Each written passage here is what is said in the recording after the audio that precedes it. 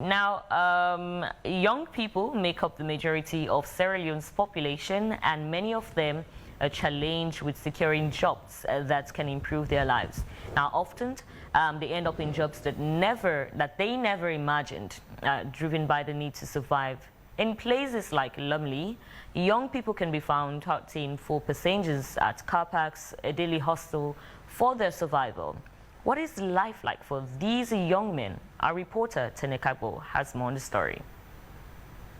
For youth touting for passengers at Leone, life has been very challenging. Despite having skills in other areas, many of them struggle to find stable employment, leaving them with no option but to rely on this job for their daily survival. These youth explain how life has been for them. Easy, sister.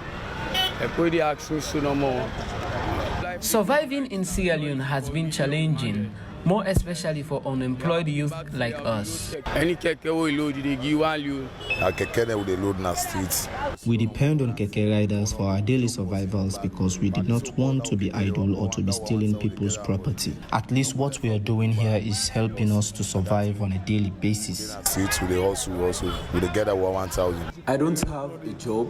That is why I'm here for my daily survival and for me not to engage in bad activities. The money these youths earn from hanging around for passengers is barely enough to meet their basic needs, yet they still manage to make small achievements out of their daily earnings. Here is what they had to say about how they use their income. So from there we normally gather the 1 leones till we are able to buy a plate of rice to survive. It's like then 15, 20, you go buy one plate rice. Well, they want 1 leone to 2 leones a day. We also depend on the money we gather here to pay for hospital bill, feeding and clothing.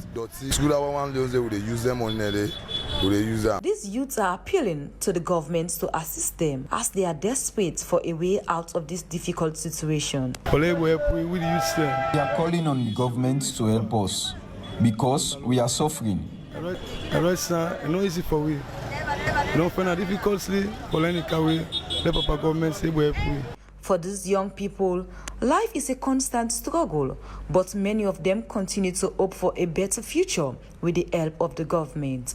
Tenekagbo, AYV News, Freetown. Right, indeed. Welcome back. We thank our reporter, Tenekagbo, for that story. I'm just laughing at a particular message by Musdi. Okay. He said, I want to know something. I mean, when you guys send out invitation to these fellas, do they accept the invitation and agree to present themselves? Of course, yes, they do. More reason why we have them included in our script, because we wouldn't want to jeopardize ourselves by mentioning them when they do not agree to be here with us this morning. Indeed. Like we keep saying, it's just unfortunate, and we hope they do respect our invitations. But to answer your question, yes, they do consent. Indeed, they do. It's a program. So what we do in broadcast institutions or through journalism is to follow all the rudiments of the job. So you will be invited, you'll be spoken to, you'll be told even at some point, what you'll be discussing, and you would consent, you would accept before we could indeed include your name, in our script to be present the next day for the program. So there is ample time even for you to inform us whether you'll be coming or not, But anyways, we're moving on with our program. And in the studio now, we've been joined by, a famous man, Melvin Tijan Mansoure, a senior parliamentary reporter, whom I'm sure all of you know. Melvin is here to talk about the just concluded 2025 budget debates in Parliament, its impact on democracy and good governance in the country. Good morning, Mel. It's a pleasure getting you again. It's always great to be on AYV. Good morning. We'll not turn down. I will not turn down. No, you will not. AYV at all. Because it's very important. Indeed, you will not. You will not. So, if I should say, the bread and butter of our country, have just been discussed, and I'm sure recommendations were made. And someone as critical as yourself, I'm sure you're here this morning to tell us, indeed, how the economy looks from your perspective.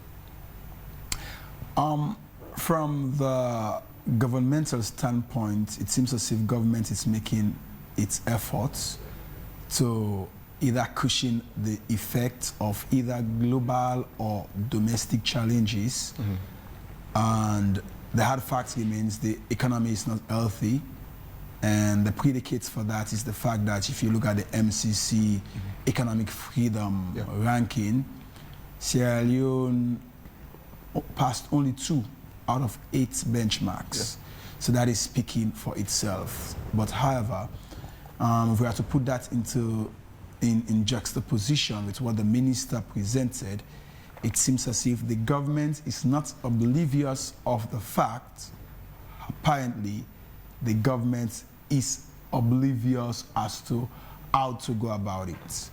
Whether, for example, if you go to the West, conservatives or progressives will say, well, we believe in budget cuts, whereas the others believe in, well, budget buoyance. And in this case, I think we are grappling between what I would call the devil and the deep blue sea. Because on one hand, government is announcing increments in wages. On the other hand, there is a dwarfing or dwindling on revenue, budget deficits. And how you reconcile these two realities, I think it's up for the economists and the technocrats at the Ministry of Finance, the Bank of Sierra Leone, and other financial institutions. The long and short of it is that, like what we are seeing in Argentina, wherein the new guy at the helm of affairs is using some radical approach, here it's different. It's different in the case that, yes, we are running on budget deficits according to think tanks like Budget Advocacy Network, but yet still government spending is going over the roof, for example, on traveling. So it's hard, and Sierra Leoneans are bearing the brunt ultimately. Cost of living is still high. Inflation, well, in terms of the literature, has dwindled. But in terms of the reality as to what people are experiencing in the market, it's quite challenging. So the economy is in what I would call, in my ordinary man's perspective, topsy-turvy.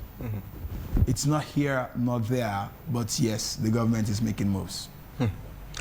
You know, another thing that we've been consistently observing is the depreciation of our leones. You know, we thought that with the, redenomination, things should get better, but it only got worse.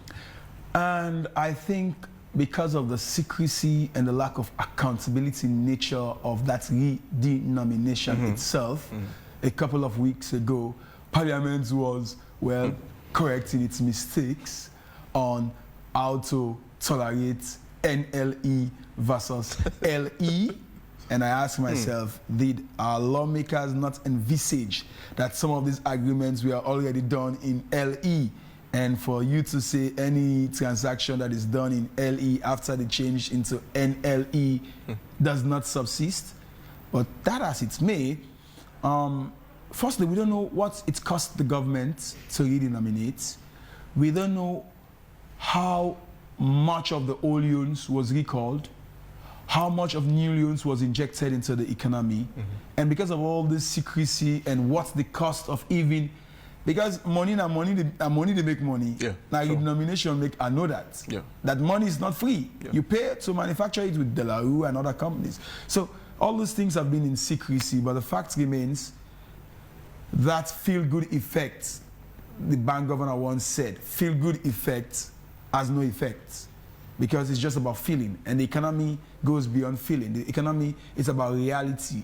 The economy is not perception, because if I want to come to AYV and board a commercial motorbike, that bike rider is going to tell me that, Mr. Mansaye, you're going to pay 15 or 10 loans because of the cost of fuel, the cost of repairs, and all of these things.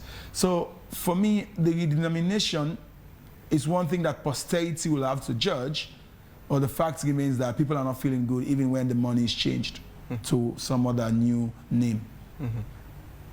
So in all of this, Melvin, one would love to ask, why are we as a nation? I struggle over that question. Are we stagnated? Are we retrogressing or are we progressing? Well, except the central bank and the financial experts come and tell me, I'm having this feeling that we are still stuck economically. We're still stuck, yes. Looking at, the economical constraints throughout the entire year, now the year is coming to an end. We're moving on to another year, and for most people, they do consider, I take exception to that because January is my birth month, and I don't care how you spend your savings in December. Yeah. But for most people, they do consider January to be one of the most difficult months, to live by. What do you think are we going into, considering all of this? I think for 2025, we must SO2 set CI bet fat food. It's going to be a technical austerity, and you must use your resources rationally. Under the last administration, they call it expenditure rationalization. I will call it spending rationalization. Don't chill too much. Don't go for too many luxury goods. Cut your coat according to your size. And I think January will be home and dry. But of course, January is not a favorable month, though it's your bat month. Another thing we've been observing, Melvin, is the issue of rice in our country. There's the Tomabun project and all of the farms in the country. I've not been seeing much, actually. What I've observed is an ironical pattern, more or less, if you will call it that. The local rice is even more expensive than the imported rice. And that's creating a problem, actually. It's now 1,200 or 300 plus to just buy a bag of rice, 50 kg, sorry. Rice, like fuel, is a political commodity. I was watching a documentary on the BBC that says rice is life in some countries in Southeast Asia and in Africa particularly. So because of the demand, it's always, and the context here is, we've depended on importation. Although the government is saying it has levied certain taxes to reduce that importation, the fact remains is the sad paradox that the government wants to feed Sierra Leoneans without stating how long it will take, without stating or without doing much in terms of budgetary allocation in tandem with what is expected for the sub-region. And yet still, we are hearing government officials saying that, oh, we are feeding Sierra Leoneans. And if you put that in tandem with global projections, Sierra Leone is seriously food insecure. Seriously. It means we have to do more. It means government investments should be increased, but it also means private sector involvement should be there. And for me, the mismatch there is, like when the government came in the first inning, they said free education. The feed salon has not been like that because the amount of money input allocated for agriculture cannot be commensurate. The efforts that are being taken, yes, though some of them are really aiming at creating an impact, but if we cannot look at the bigger picture, these days I see every politician is now going to harvest. It seems as if the feed salon has become another political capital that people want to capitalize on, that I have my farm. But it's not about individualistic approach towards agriculture. Everybody cannot be a farmer. Everywhere in the world, everybody cannot be a farmer. But how can everybody be involved in farming? I think that's this missing element in the government strategy. I've always said, if we want to feed salon, let's put it into strata. Meaning, okay, this has been like a Ministry of Agriculture thing solely and wholly. Can we cascade it now for every other ministry to at least have a farm? For every institution to have a farm? Instead of individuals who are politically exposed person bragging that, oh, one man cannot eat all of my one big fish in my pond. Why can't the nation institutionalize agriculture? And I think that's the big challenge. Ensuring that ministries, departments, and agencies, state and non-state actors find a place in the value chain addition of agriculture. That is still missing. Yes, the government is making strides, but unfortunately, they are also on the verge, or if they've not, politicized agriculture. Do you actually think that the government is addressing this rising cost of living in the country? They will tell you yes, but I cannot hold a brief for government. I don't work for government. I work. I mean, based on your assessment. Yeah, that's why I'm coming. That's why I'm coming. I don't think the measures being taken are enough. We've not been prioritizing our priorities well. And if that's the case, if the amount of money the state is using on, for example, overseas traveling cannot be equated to that of, for example, other service delivery sectors or agriculture, there is no way you can say government is doing much. The budgets, accountability and transparency, management and administration, implementation, all of these areas deserve more. And until and unless the government can have a review, and agriculture is not a text, it's not what I would call, of course it involves intellectualism because it's a faculty on its own, you must understand its rudiments. But the fact remains, agriculture is in the farm.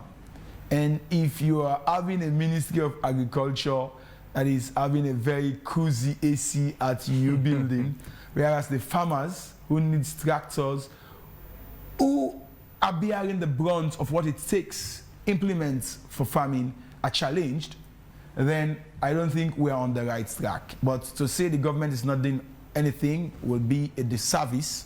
They are doing something, but that does not mean that thing is enough. They need to do more if they want to feed us and remove us among the hungriest nations in the world.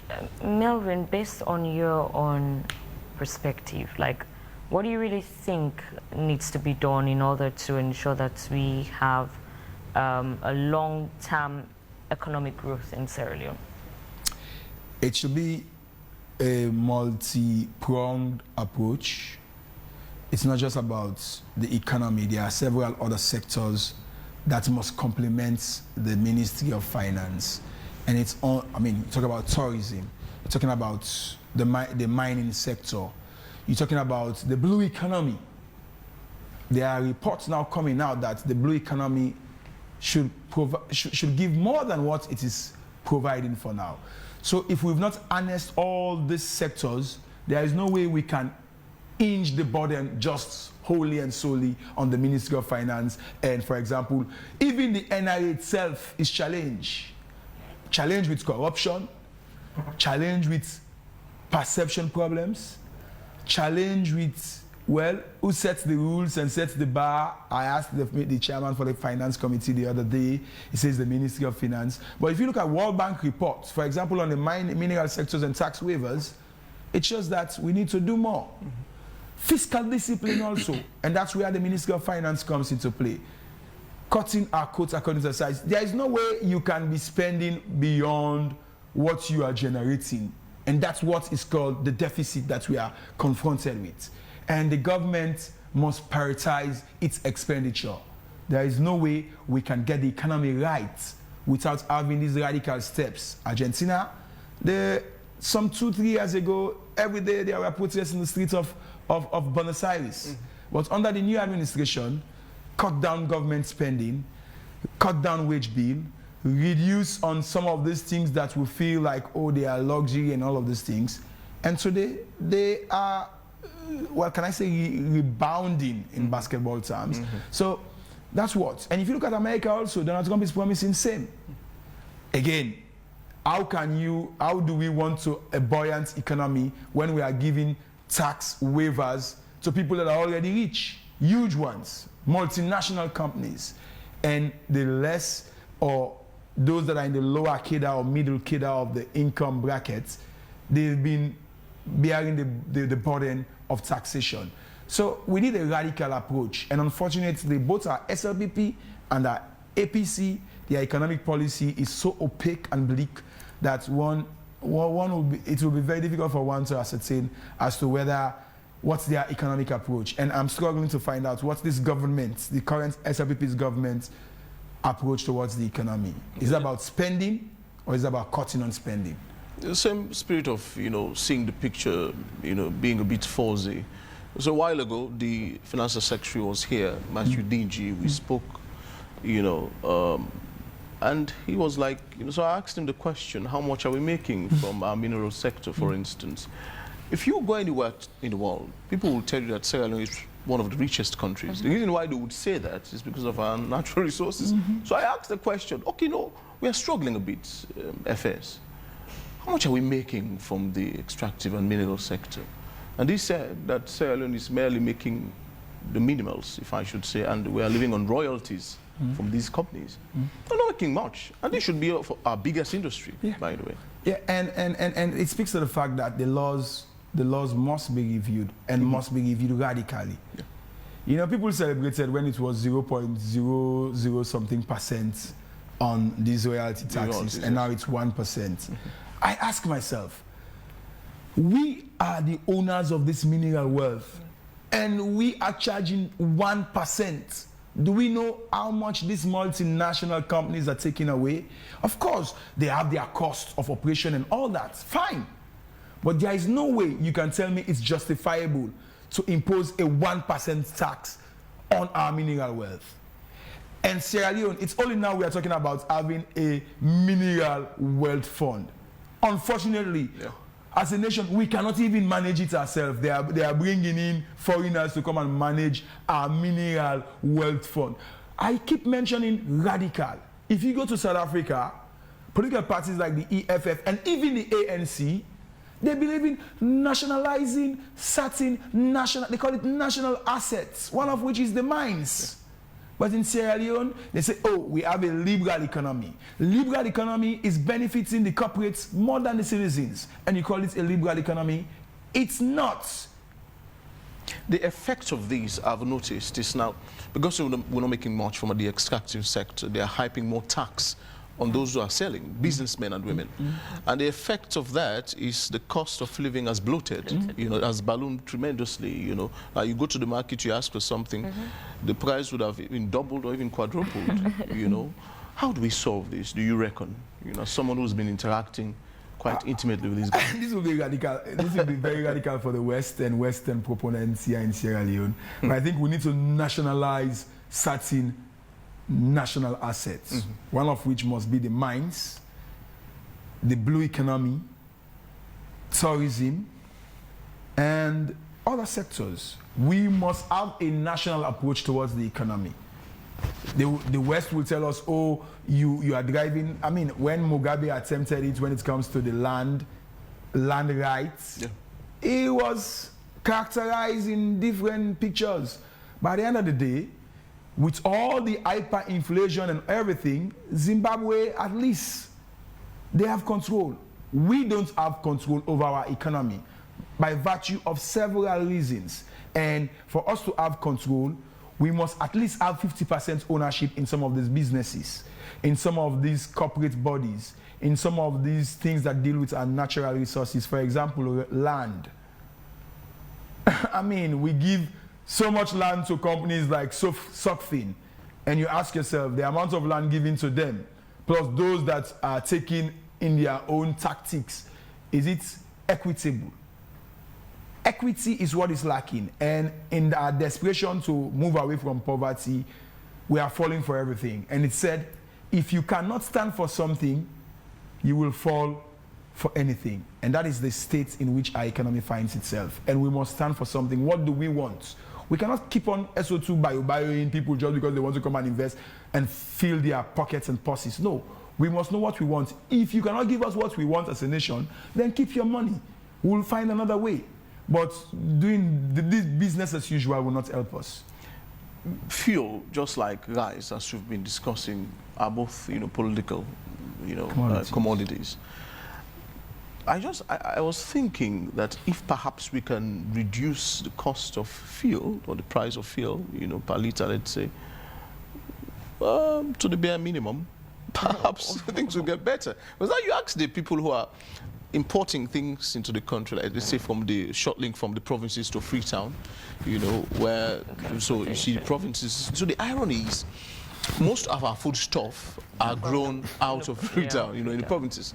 And these people have to pay transportation fare to bring these things to the city. And so when they come, they will tell you that, you know what, this is to cost you 15 leones. I think it was 10 or 5, and they will tell you, oh, no, 15. When you ask them, they will tell you, do you know how much is fare? I think that's the major challenge, to be quite honest. Because you think so too? Yeah, because a few weeks back we had we had someone here from the UNDP sponsored program. Yes, and one of the things that she mentioned or indicated that it's her challenge is the aspect of transporting her goods from the province to Freetown. I mean, just as Jones is mentioning, how do we intend to curtail that or minimize it if need be? If the government keeps focusing its attention just on the south and the east and ignoring other parts of the country that are also agricultural bastions, I think we'll not get it right. So, what I'm saying, if you are rehabilitating roads in, for example, Kenema, which is not only rich in minerals but also in agriculture, do the same for Cambia. Do the same for Pujao. Equitable distribution of the national wealth in terms of infrastructural development. I listen to lawmakers saying that, oh, when the government said, oh, we've developed a lot of roads, and because at the end of the day, it's about access to the markets. If we can have these people in the provinces get better access to the markets, then it will reduce drastically the cost of the commodity. But in this case, you have people in far north, far-flung areas in the north, who prefers selling to Guinea, Conakry, than bringing them to Freetown. Why? Because of bad roads, because of lack of the presence of governance. So we must be equitable in a national developmental approach if we want to get, for example, the price of rice stable or agricultural produce. It's sometimes baffles me for each cocoa sesef. It's like now where you want to buy chocolate na Congo markets, na supermarkets. You ask yourself why, and this thing is grown here. Yeah.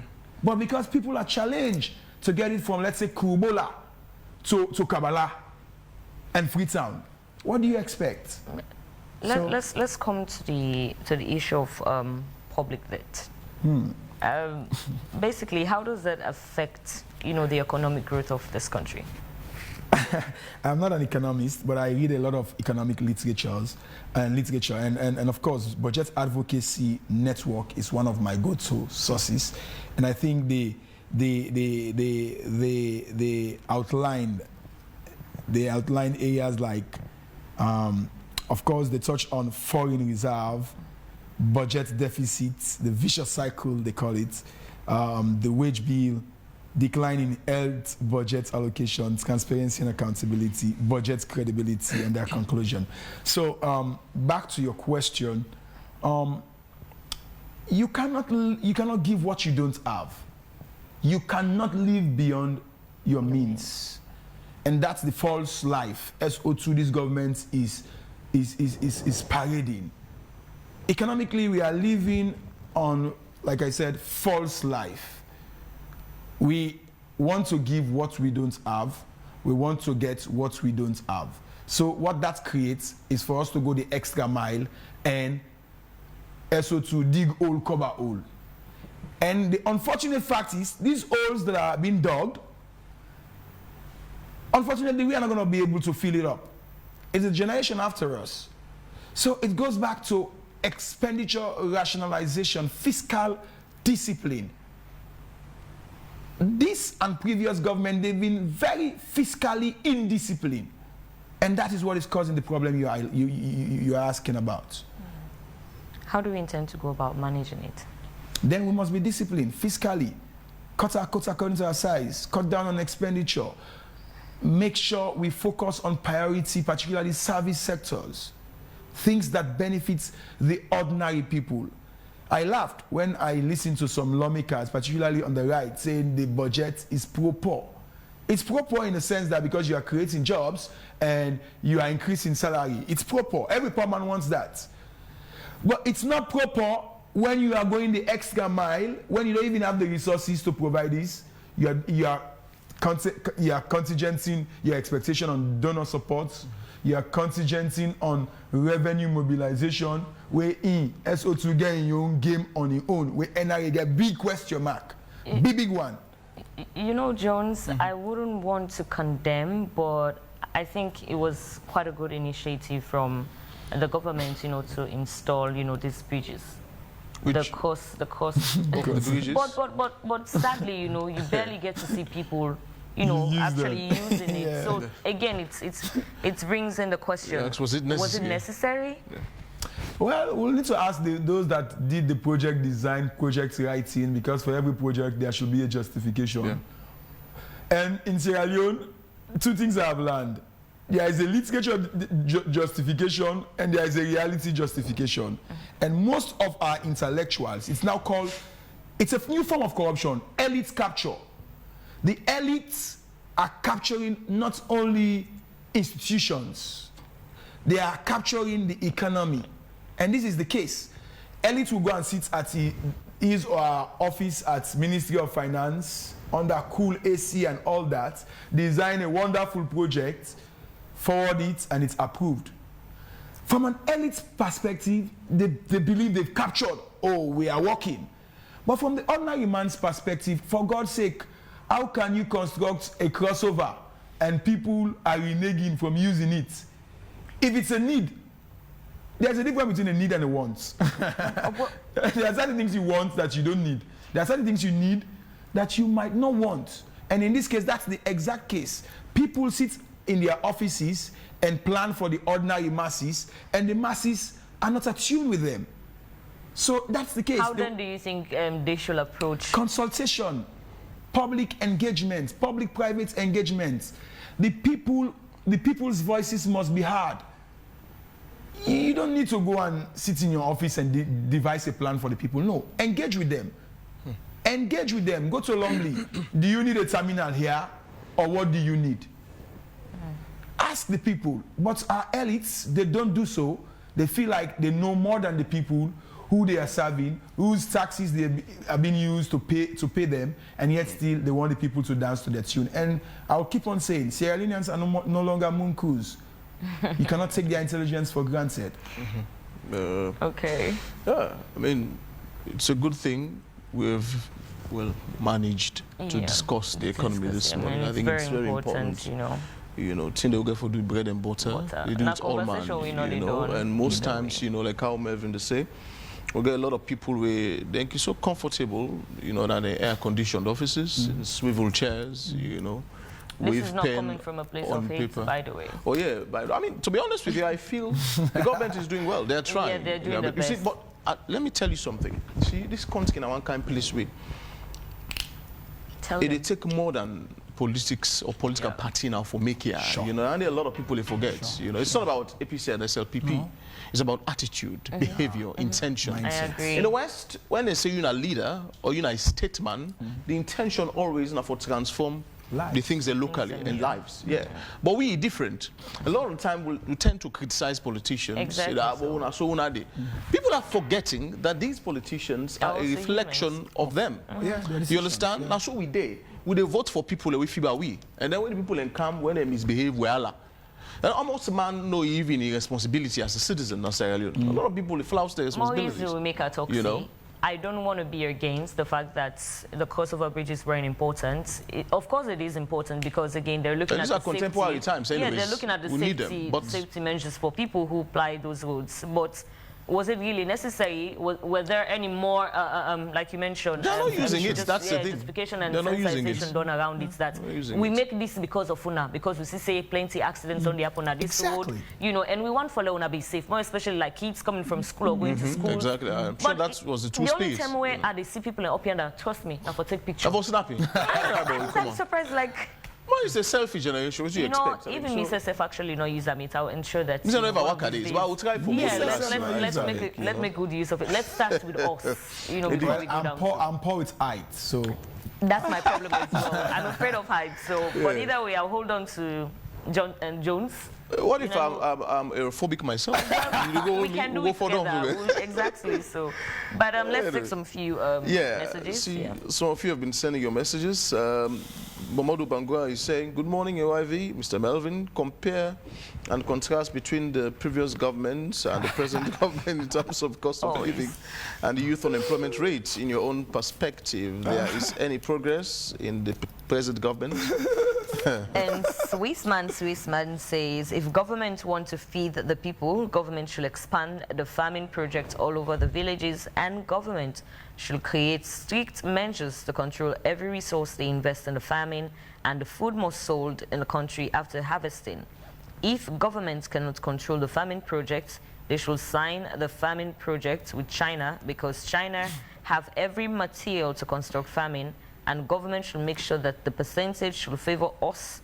China should not concentrate in our minerals and constructing fake toll gates, for us. They should also embark in farming and manufacturing.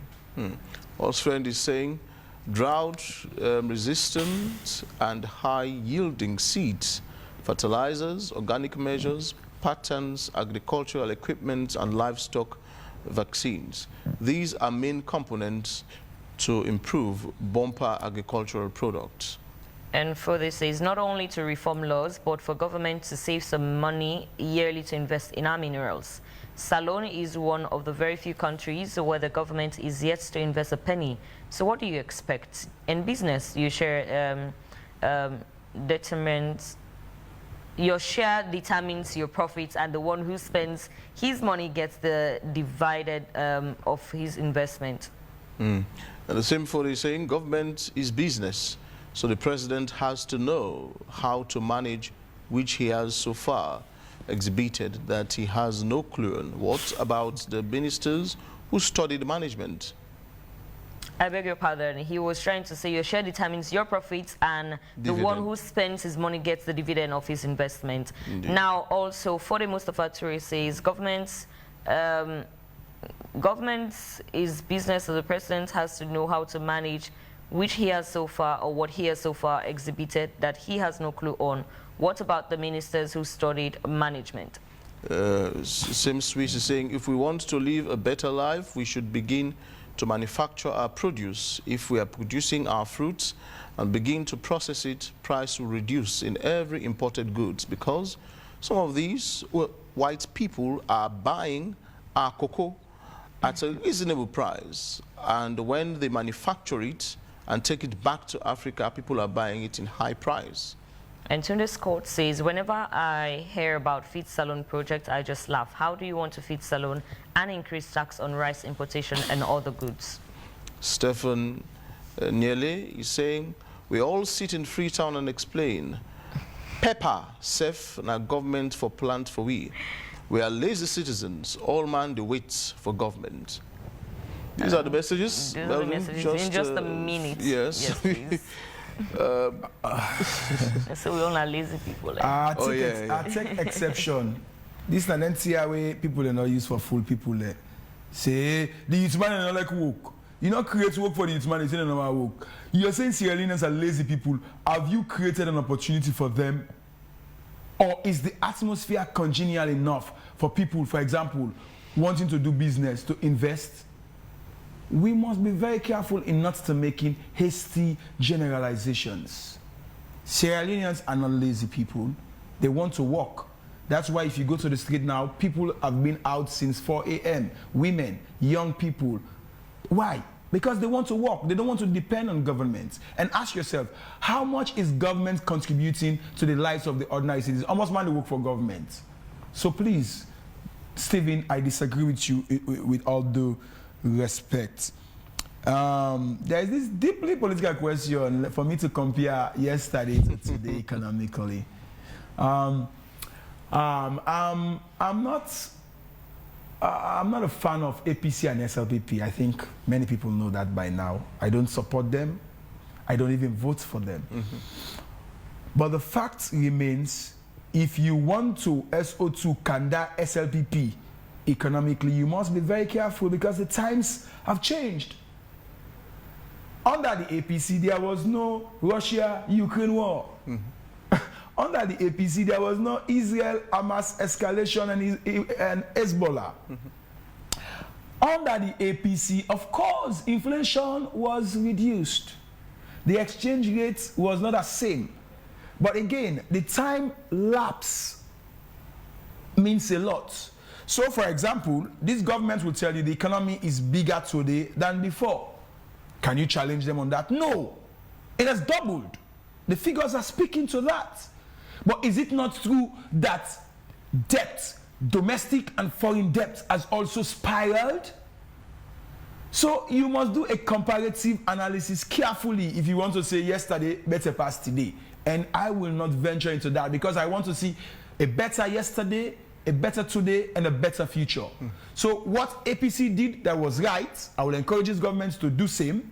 What the SMPP is doing that is right, they must continue, and whosoever comes after them follow in the spirit of continuity.